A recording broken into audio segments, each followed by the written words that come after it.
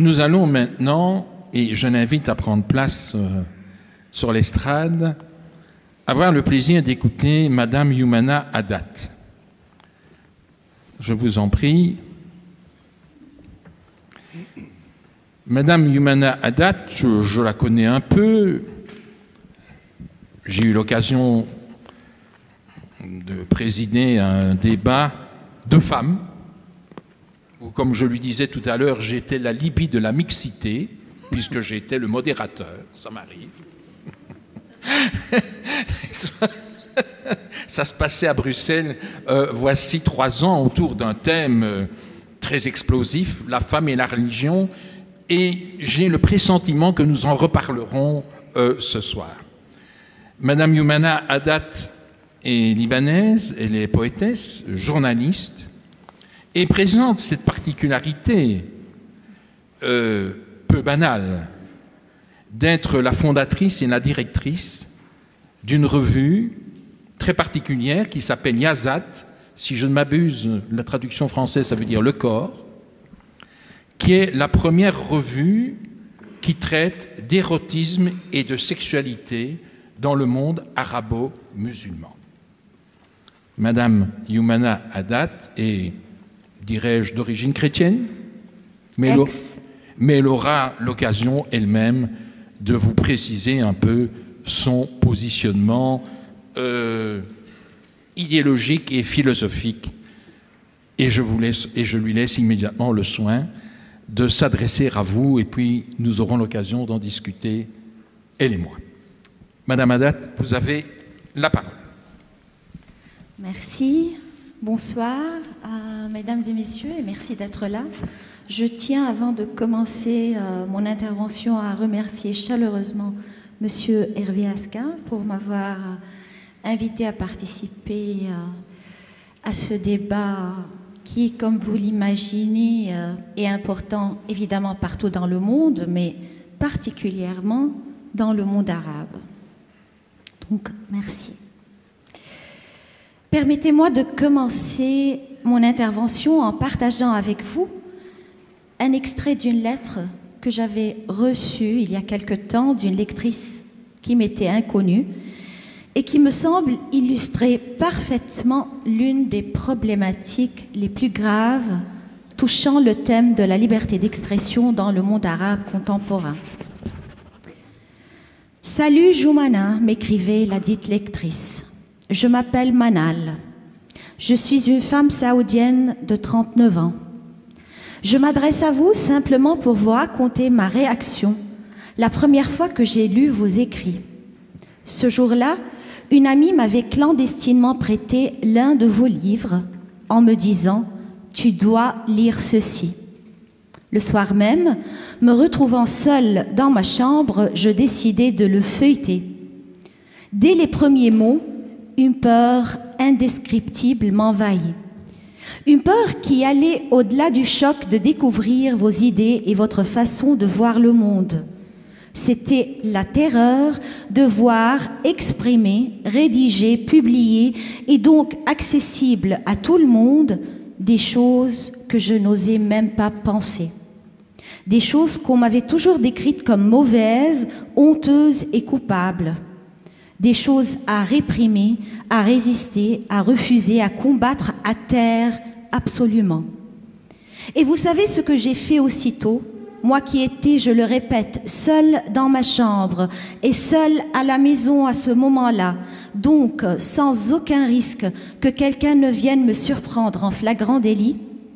J'ai tiré une couverture sur ma tête et j'ai continué ma lecture ainsi à la lueur d'une pile électrique cachée même aux yeux de moi-même. Comme si je pouvais me duper de la sorte, prétendre que je ne vous lisais pas et me protéger contre vous, ou plutôt contre moi-même, et le gouffre que vous m'obligiez à affronter. Comme si le prophète Mahomet était assis là, dans mon lit, à me surveiller et à m'accuser du doigt à chaque mot lu, à chaque tournure de page.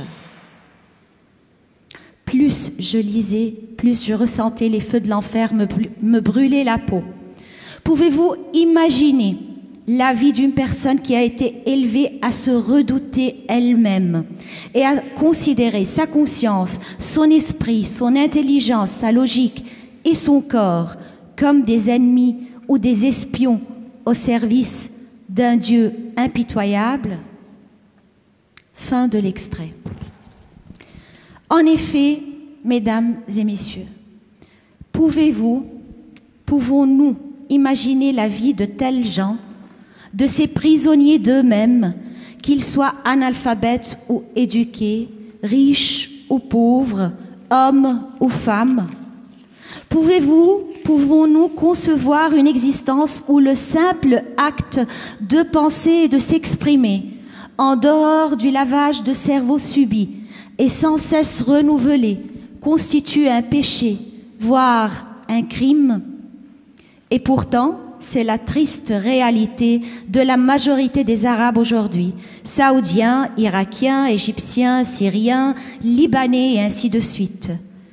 Une réalité dont certains sont conscients et dont ils souffrent, comme c'est le cas de Manal, ou bien une réalité que d'autres ne soupçonnent même pas, tellement la mentalité du troupeau l'emporte sur les efforts de la raison individuelle.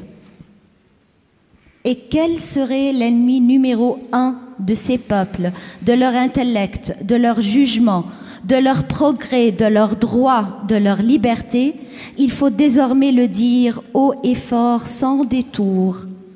C'est la religion, ou du moins la façon machiavélique dont elle est utilisée par ceux qui la contrôlent et la représentent pour diaboliser et abolir toute réflexion critique qui puisse porter un être humain à s'émanciper de son emprise et à la mettre, comme il se doit, à son propre service et au service de son épanouissement spirituel.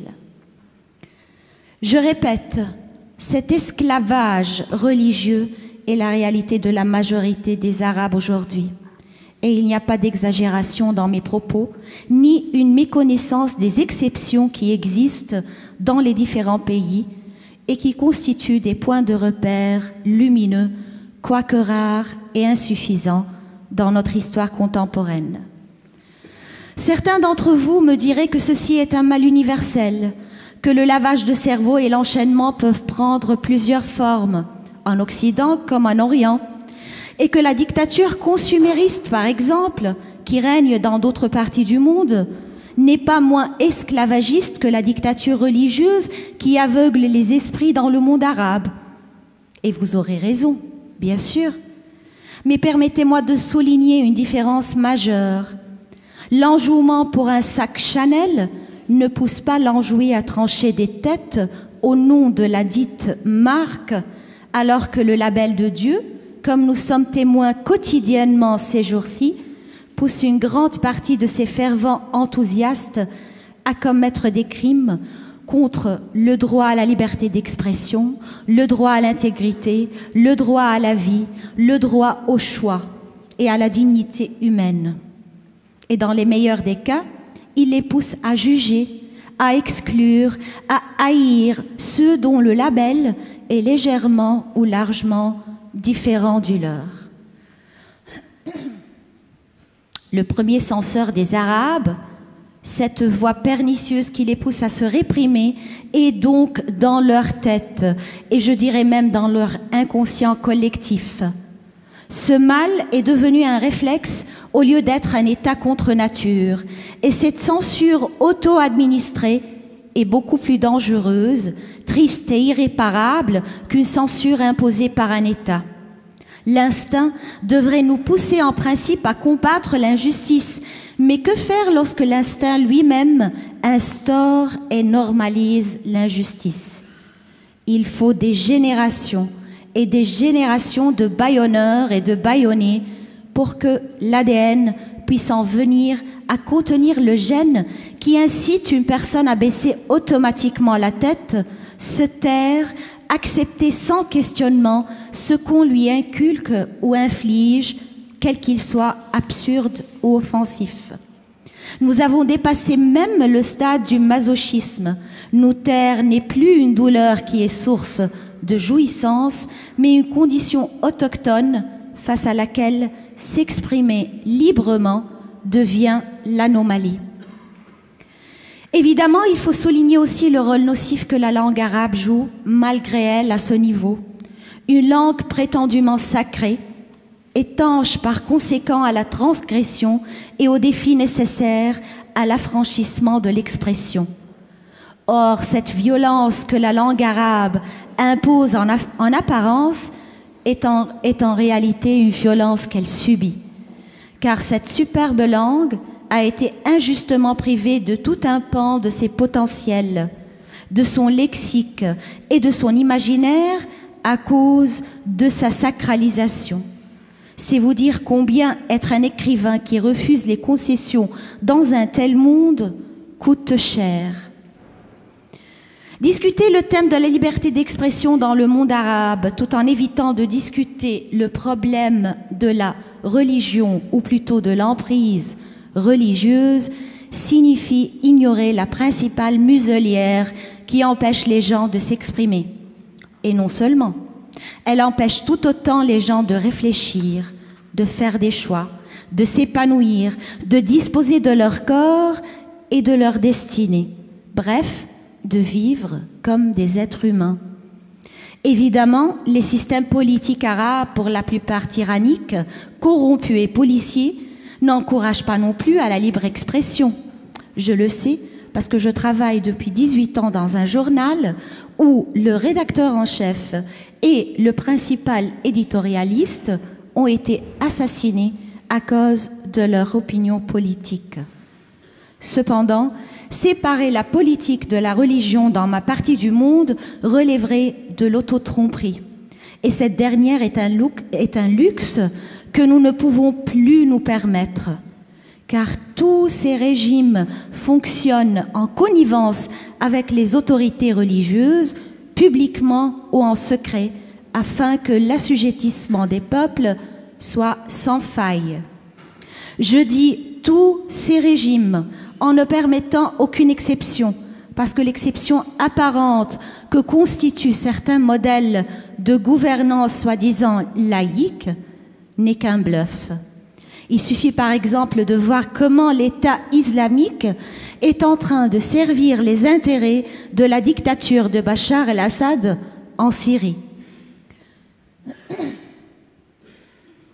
Mesdames et messieurs, je suis une femme libanaise. Mais puis-je affirmer que je suis pour autant une citoyenne libanaise? Non, pas tant que c'est ma religion de naissance qui gère mon statut, ma condition, mes affaires et ma vie, bien que je sois publiquement et résolument athée. Pas tant que je suis recensée sur la base de ma religion de naissance, que je suis censée voter mes députés sur la base de cette religion, et que je serai enterrée selon les lois de cette religion à ma mort. C'est une honte pour moi et pour beaucoup d'autres de vivre dans un pays qui prétend être une république démocrate, mais où une véritable société civile et laïque, libre de l'emprise des hommes de religion, est presque complètement absente et où critiquer la religion et ses symboles est ou bien impossible, ou sévèrement punissable. J'ai écrit à plusieurs reprises à propos de ce que j'appelle le triangle de Bermuda de la censure dans le monde arabe, constitué de la politique, du sexe et de la religion. Mais au fond, le nœud le plus dangereux, le plus résistant de ce trio n'est autre que la religion. Je sais que certains croyants qui assistent à ce débat jugeront peut-être ma prise de position injuste. Je sais que des chrétiens et musulmans à la fois protesteront et voudront prouver peut-être, chacun à sa façon, combien et comment leur religion promeut la liberté d'expression en particulier et la liberté en général. Ma réponse, que je me permets d'anticiper à ces objections, est nette. Ce n'est que déni ou malhonnêteté intellectuelle. Dites-moi, quel musulman vivant dans le monde arabe pourrait dire à haute voix que le prophète Mahomet ou que Ayatollah Khomeini sont des pédophiles sans risquer sa vie.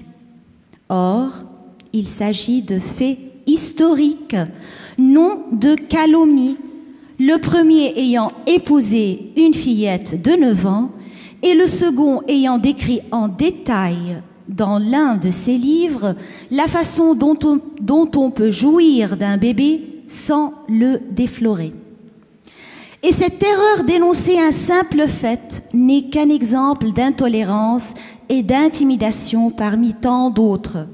Ne parlons pas du traitement qu'on préserve aux athées ou même aux agnostiques dans des pays comme l'Arabie saoudite ou le Yémen, où il est, jusqu'à nos jours, permis et légal d'épouser et de violer des adolescentes, mais inadmissible et mortel de douter de l'existence de Dieu, ou de faire une caricature sur le prophète Mahomet, ou même de promouvoir la laïcité. Et que les fidèles passionnés ne me disent pas qu'il s'agit là d'exceptions ou d'accidents isolés, et que pareils gens ou que les membres de l'État islamique djihadiste qui assassinent des innocents comme l'on écrase des mouches ne représentent pas le vrai islam. Malheureusement, ce sont les modérés dans le monde arabe qui constituent l'exception en islam et non le contraire. Suis-je plus indulgente avec le christianisme?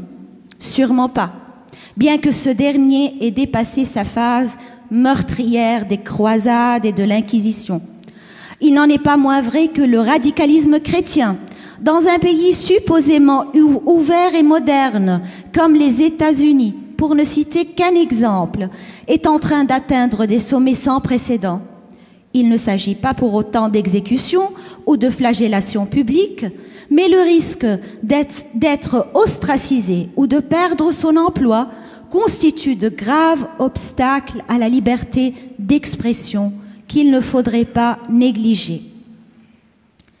Mesdames et messieurs, que chacun ait la foi qu'il veut, mais qu'il est dans le respect, dans la décence, loin de la répression, loin de la censure, loin de la violence et des efforts agressifs visant à faire taire les esprits et les langues.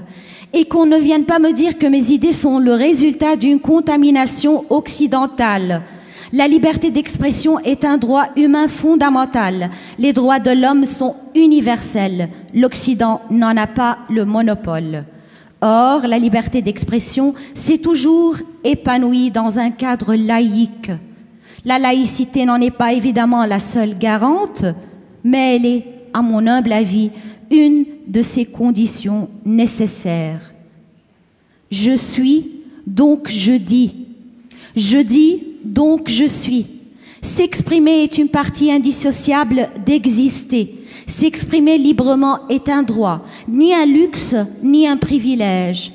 Par ailleurs, la première étape pour guérir un mal n'est-elle pas de le reconnaître et de l'avouer? La guérison passe donc par l'expression, par les pensées et les mots délivrés sans peur, sans appréhension, sans intimidation, sans prix à payer autre que celui que la responsabilité intellectuelle implique. C'est la raison pour laquelle je me permettrai enfin de paraphraser Simone de Beauvoir et de dire « On ne naît pas libre dans le monde arabe, on le devient. Or, il est grand temps que nous le devenions. » Merci.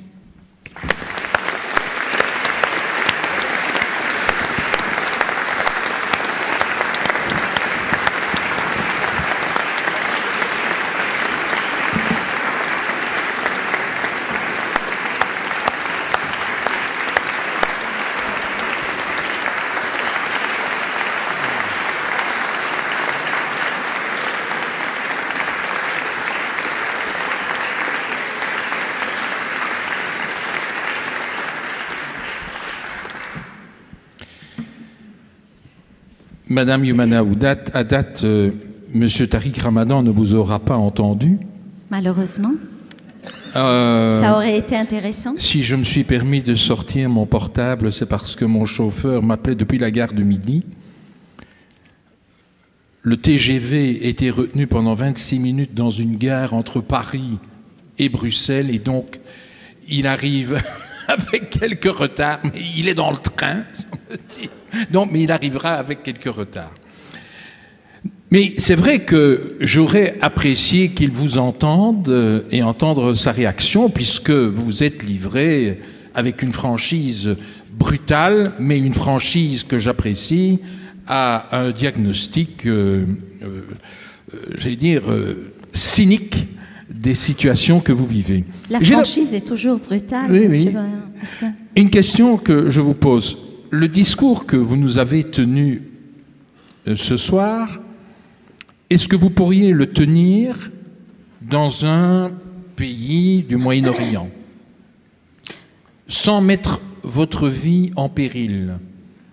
Je dis toutes ces choses tout le temps dans mes articles, dans le journal An-Nahar et dans mes livres. Et ils sont distribués partout dans le monde arabe. Donc, ou bien les extrémistes ne lisent pas attentivement, ou bien ils me tiennent, c'est-à-dire ils ont ou bien vos livres sont détruits avant de pouvoir être lus. Ou bien, oui, peut-être, mais quand même, c'est-à-dire, déjà, évidemment, je reçois beaucoup de menaces, beaucoup d'insultes. Chaque jour, j'ai ma dose quotidienne de ça. Et aussi, lorsque j'ai commencé la publication de mon magazine, oui. Jassad, là aussi, les portes de l'enfer... de leur enfer ont été ouvertes sur moi. C'est-à-dire, j'avais pris ma décision il y a longtemps de ne pas me laisser intimider par ça. Je pense que ça pourrait advenir.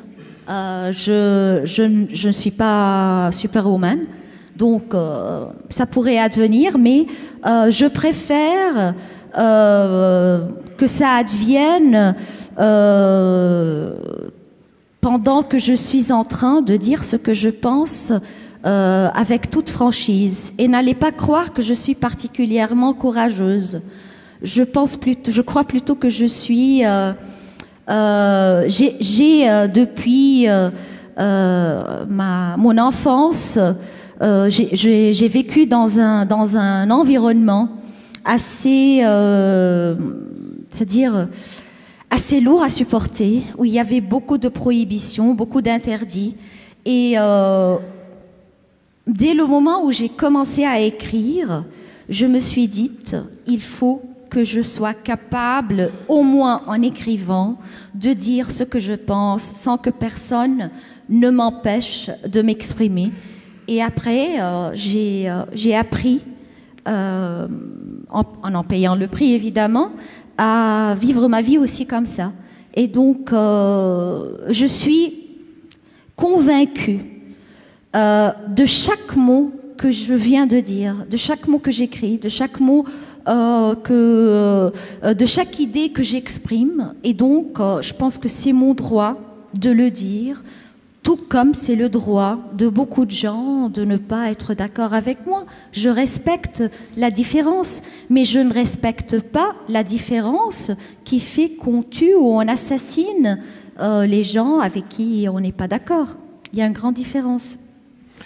Dans un pays qui est le vôtre, qui est le Liban, je rappelle, parce que c'était cela qui était sous-jacent dans votre expression, c'est qu'il est divisé politiquement, organiquement, vais-je dire, dans toute son existence en deux clans, en quelque sorte. Les chrétiens d'une part et les musulmans d'autre part. Et que toute la vie politique est organisée autour de cela. Et que, qu'on le veuille ou non, on est rangé dans une catégorie. Ah non, c'est beaucoup plus compliqué que ça. Il est divisé en 18 clans. Il y a les chiites, les sunnites, les catholiques, les orthodoxes, les druzes. Je continue? C'est ennuyeux, non? Et donc, par exemple, souvent en Occident, on parle des musulmans, mais il y a les chiites et il y a les sunnites. Maintenant, on commence à reconnaître la différence, parce qu'il y a toutes ces tensions et ces guerres entre les sunnites et les chiites, mais il y a beaucoup de nuances entre les deux. Mais il n'y a pas d'espace pour les non-croyants. Il n'y a pas d'espace pour les non-croyants, non. Alors, est-ce que dans vos entreprises littéraires et politiques et philosophiques, est-ce que, je suppose que vous avez un public de lectrices essentiellement, sans doute. Est-ce que vous avez une connaissance de votre lectorat? Est-ce que des hommes vous lisent ou bien est-ce que c'est surtout un public féminin? Non, ce n'est pas surtout un public féminin. Il y a des hommes et des femmes qui me lisent et qui m'envoient d'ailleurs des mails. Hier encore, j'ai reçu un mail d'un homme au Yémen qui m'a raconté cette histoire assez drôle. Il m'a dit que le directeur de la bibliothèque à l'université où il travaillait l'a convoqué et lui a dit « Il faut faire très attention, il y a une copie d'un livre qui est arrivé dans cette bibliothèque. On ne sait pas comment elle est arrivée, mais il faut la trouver et la détruire. » Et cet homme a su il s'agit d'un livre, un de mes livres qui s'appelle « Superman est arabe ». Et donc, l'homme a trouvé cette copie. Il ne l'a pas détruite, il l'a prise chez lui à la maison. Il a lu le livre en arabe et il était vraiment très content d'avoir découvert ces idées qu'il partageait d'ailleurs, mais en secret évidemment. Et pour moi, il a fait ce merveilleux cadeau de partager cette histoire avec moi. Et je pense que tout d'abord, on a tendance à penser que lorsqu'une femme écrit ou bien parle par exemple des droits de la femme ou bien des droits en général, etc., que son lectorat sera forcément plutôt féminin que masculin, alors que ce n'est pas du tout le cas. Je pense que c'est une injustice qu'on fait aux écrivaines un peu partout d'ailleurs. Il suffit de voir comment on fait des anthologies d'écrivains femmes, alors que je n'ai jamais vu des anthologies d'écrivains hommes.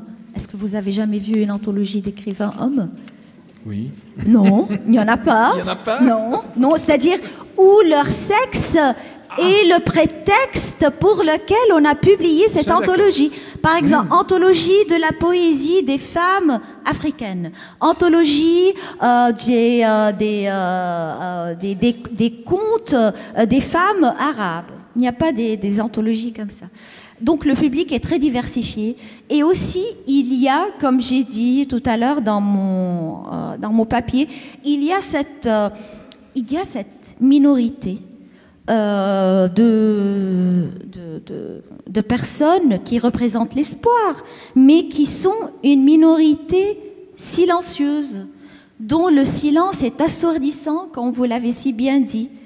Et il faut que cette minorité passe, ou bien ait le courage de passer du silence à la parole, parce que c'est la seule façon de pouvoir commencer à guérir. C'est comme ça qu'on guérit. Il faut admettre qu'il y a quelque chose qui ne va pas, qu'il y a beaucoup de choses qui ne vont pas dans le monde arabe. Et donc pour cela, il faut du courage. Oui, ou bien de la folie. Ou de la folie, mais enfin... J'aime me décrire comme une folle, moi. Je trouve cela, puisque je suis poète, je trouve cela plus romantique que courageuse.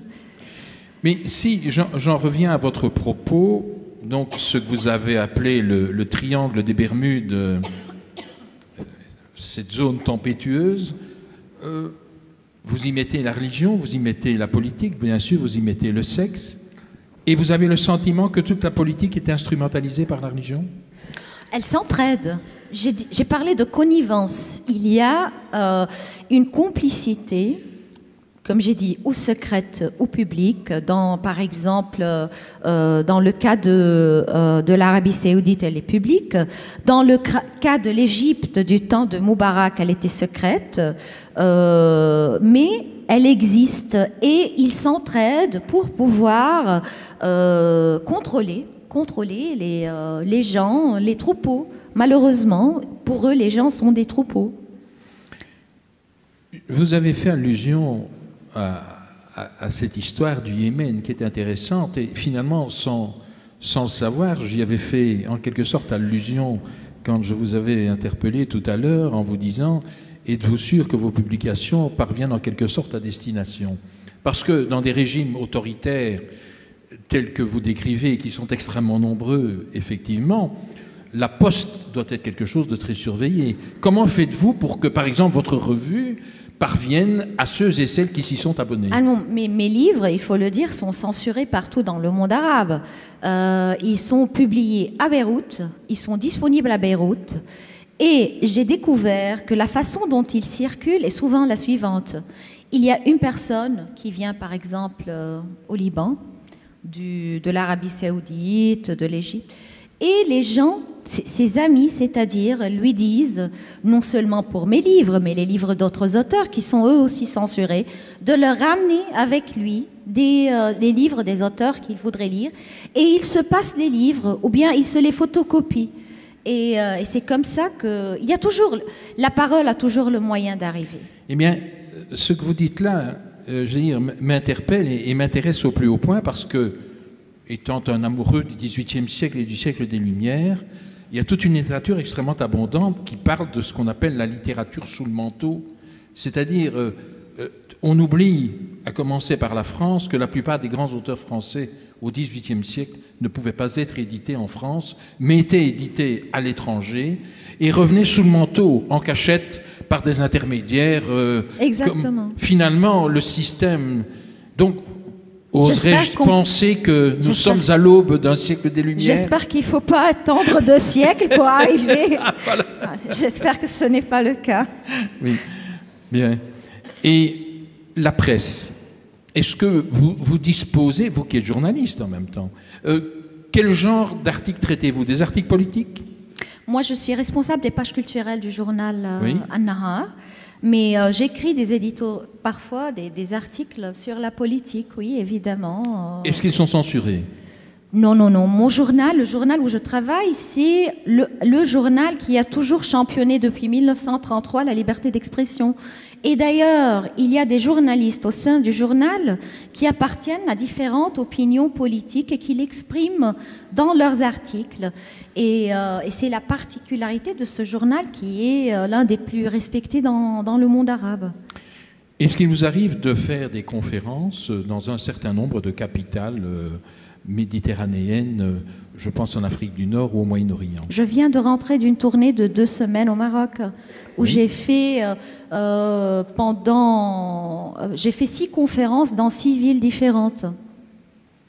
Sur des thématiques Sur des thématiques dont nous avons analogues parlé aujourd'hui, oui. et aussi les thématiques de la sexualité, de la position des femmes dans le monde arabe. Et donc, j'ai trouvé les réactions formidables, parce que même ceux qui étaient contre ma prise de position l'ont exprimé en général, à part quelques expressions, assez respectueusement. Et je pense que c'est aussi le cadre dans lequel j'étais, c'est-à-dire ça aussi, ça aide beaucoup. Ça dépend de l'endroit et du cadre qui accueille ce genre de manifestation. Parce que vous parlez du Maroc. Le Maroc, à certains égards, en matière de liberté d'expression, de croyance, est, contrairement à une idée parfois répandue en Europe, un pays relativement ouvert. Je ne pense pas que c'est un pays relativement ouvert. Ah. Non, mais excusez-moi, non, mais on ne peut pas dire au Maroc qu'on est athée. On ne peut pas. Ça, un Marocain oui. ne peut pas. Bon, ça doit commencer par ça. Oui. Donc, et d'ailleurs, dans le dernier rapport sur l'indice d'écart entre les hommes et les femmes, le Liban a occupé la 136e position. Et le Maroc était juste à côté, donc nous avons beaucoup de choses en commun. Alors que l'idée générale, par exemple, je reviens au Liban, c'est que le Liban est un pays beaucoup plus émancipé que les autres pays arabes, etc., etc. Malheureusement, il s'agit d'une émancipation très superficielle, c'est-à-dire il y a beaucoup de femmes libanaises qui se croient libres, parce que peut-être elles peuvent se vêtir comme elles veulent, elles peuvent aller danser jusqu'à 4 heures du matin. Je comprends très bien que ce soit un droit fondamental, bien sûr, mais l'émancipation, ça commence par avoir des droits égaux devant la loi, être une citoyenne de premier degré alors que la femme libanaise est une citoyenne de second degré, pour ne pas dire troisième. Elle est plus précisément l'indépendance. Par exemple, il y a beaucoup citoyenne de second degré tel que vous le décrivez. Je vais vous le dire. Il n'y a pas de loi, un ensemble de lois semblables qui s'appliquent à tous les citoyens. Les lois qui s'appliquent aux citoyens dépendent de la religion de tel ou tel citoyen. Donc les lois sont les lois de la religion. Nous avons des tribunaux religieux. Et donc, comme les trois religions monothéistes sont forcément patriarcale, cela entraîne une discrimination au niveau des droits dont jouissent les deux. Et voilà, votre star est arrivée, et donc je dois maintenant... Non. Juste...